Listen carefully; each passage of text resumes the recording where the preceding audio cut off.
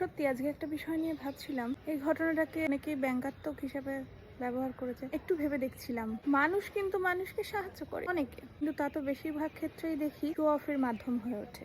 সাহায্য করা নয়, ভিডিওটাই এখন বেশি জরুরি, ফটোটা বেশি জরুরি। মানুষ সাহায্য করে কিন্তু ক্যামেরা অন করে। একটা ক্ষুধার্ত শিশুকে খাবার দেওয়ার আগে ক্যামেরা অন হয়ে যায়। আগের দিন অফিস থেকে ফিরতে গিয়ে দেখলাম একজন ভদ্রলোক আর একজন বয়স্ক ব্যক্তি, সে আর্থিকভাবে সচ্ছল নয়, যেটা দিয়ে সে দুবেলার খাবার কিনে খাবে, তাকে একজন ভদ্রলোক খাবার দিচ্ছেন, ওর সামনে ক্যামেরাটা অন করে।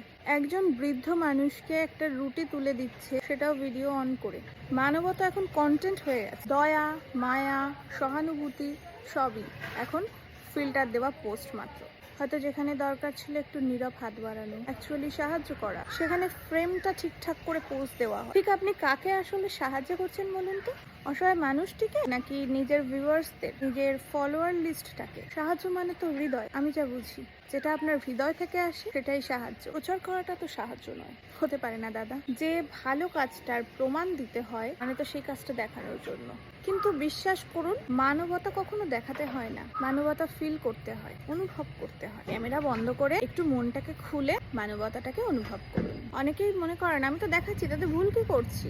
আমারটা দেখে যদি আরো 5 জন এরকম করে দেখায়, তাহলেও তো হয়, সমাজের কিছু কল্যাণ হয় তাতে। বিশ্বাস করুন, যার দয়া মায়া অনুভূতি নেই, লাইক ইউ, তারা কোনোদিনই আপনার পোস্ট দেখেও কাউকে সাহায্য করতে যাবে না ভিডিও অন করে, সেটুকুও করবে না।